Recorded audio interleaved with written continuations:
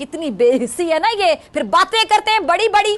अब खबर ये आई है कि भारत का जो S-400 जो है, भारत का सबसे एडवांस्ड एयर डिफेंस सिस्टम जो रशिया प्रोवाइड करता है, उसकी जासूसी करने के लिए पाकिस्तान के कुछ एजेंट्स रशिया के अंदर पकड़े गए हैं। इंटरनेशनल एम्बैरेसमेंट ही एम्बैरेसमेंट। अभी एक इतनी बड़ी न्यूज आई है जो मीडिया में जस्ट लीक आउट होना शुरू की है कि ऐसी एक हिमाकत पाकिस्तान ने की है रशिया के साथ। लेकिन रशिया की सिक्योरिटी एजेंसियां इतनी कड़ी थी, इतनी निगरानी उनकी टाइट थी कि उन्होंने पाकिस्तान के आईएसआई के रैकेट को बस्ट कर दिया। चलिए रशिया की बात करेंगे। रशिया का कह लेंगे काफी अच्छा ताल्लुकात हमें इंडिया के साथ नजर आते हैं। दे सेड के हम अपने सिटीजन्स को वार्न कर रहे हैं कि आप पाकिस्तान ना जाएं। अब इंडिया जो है वो रूस से तेल खरीदता है। ये सस्ता तेल है और यही वजह है कि वो जो तेल की कीमत है अपने मुल्क में उसको बरकरार रखने में कामयाब होता है। बट अब एक बहुत बड़ी चोरी आई है।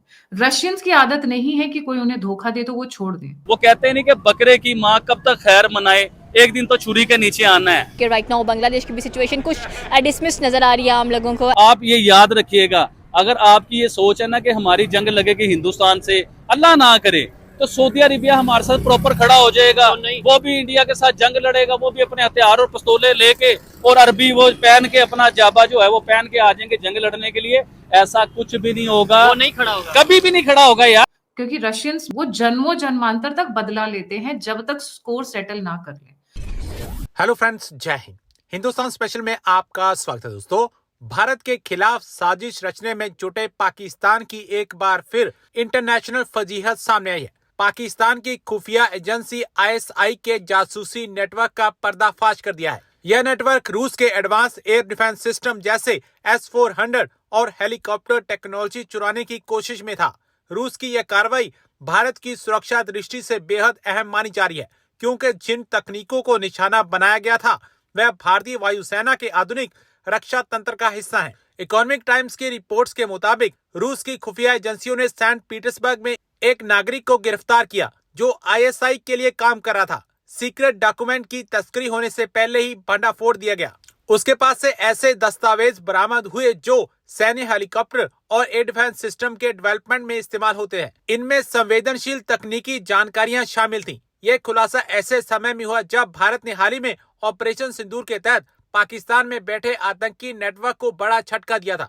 अब खबर ये आई है कि भारत का जो S-400 जो है, भारत का सबसे एडवांस्ड एयर डिफेंस सिस्टम जो रशिया प्रोवाइड करता है, उसकी जासूसी करने के लिए पाकिस्तान के कुछ एजेंट्स रशिया के अंदर पकड़े गए हैं। अब इससे जुड़ी हुई कुछ और डिटेल्स भी, नई डिटेल्स भी सामने आई हैं कि भाई S-400 के साथ कुछ और इक्विपमेंट भी था जिसकी जासूसी ये लोग वहाँ पे कर रहे थे। आईएसआई का नेटवर्क यहाँ पे बर्स्ट हो चुका है। सेंट पीटर्सबर्ग के अंदर एक व्यक्ति को गिरफ्तार कर लिया गया है रशियन इंटेलिजेंस एजेंसी FSB के द्वारा। अभी एक इतनी बड़ी न्यूज आई है जो मीडिया में जस्ट लीक आउट होना शुरू की है कि ऐसी एक हिमाकत पाकिस्तान ने की है रशिया के साथ में। Putin being the most handsome man and also man of principle and morality and dignity, छोड़ेंगे?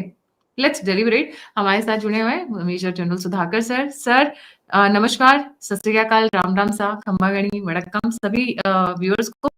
Let's get started. A very interesting turn of events जहां Imran Khan was trying to normalize the Russia and Pakistan relation. Asim Munir ने पैर पे कुल्हाड़ी नहीं मारी, कुल्हाड़ी के ऊपर ही पैर दे मारा है। Over to you, sir.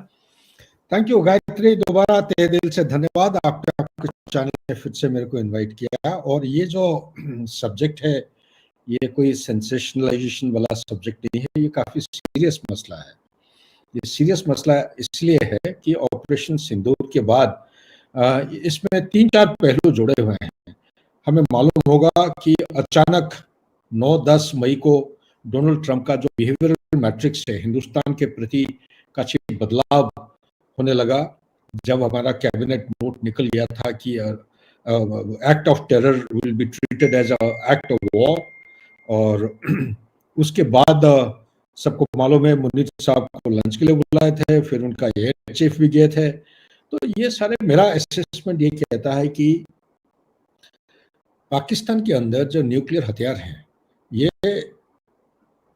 पूरा किसके नीचे है? ये यूएसए के नीचे है।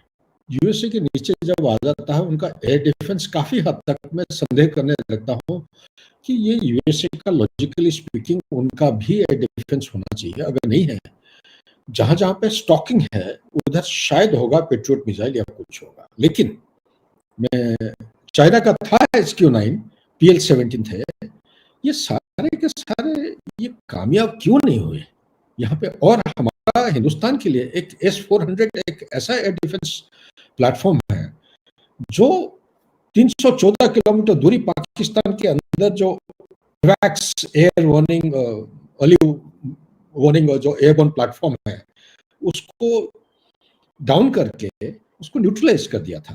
तो ये जो कामयाबी हासिल होने के बाद पूरा सिर्फ हिंदुस्तान पाकिस्तान का नहीं, पूरा विश्व में अमेरिका भी काफी हद तक हिल चुका है। तो शायद ये ओपन मीडिया में रिपोर्ट नहीं हुआ है, ये मई जून के महीने में या जून जुलाई के महीने में इसी तरह एक खबर आया था कि ISI का एक गैंग को बस्ट किया गया है रशियन S-400 की टेक्नोलॉजी चुराते हुए, लेकिन ज्यादा उसका ट्रैक्शन हुआ नहीं था। अभी जो हुआ है ये काफी सीरियस मसला है, सीरियस मसला है। और सीरियस मसले में इसमें ISI, I am given to understand they have been caught red-handed।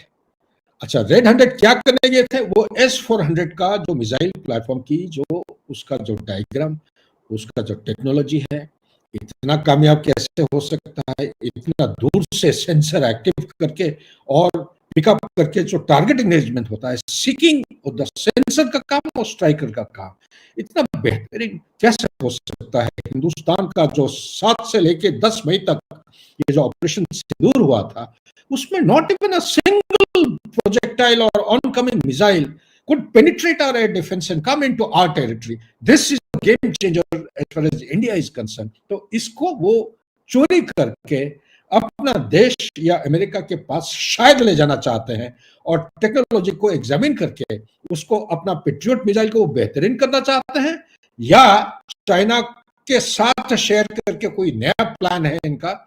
It's a game of conspiracy which is gradually unfolding।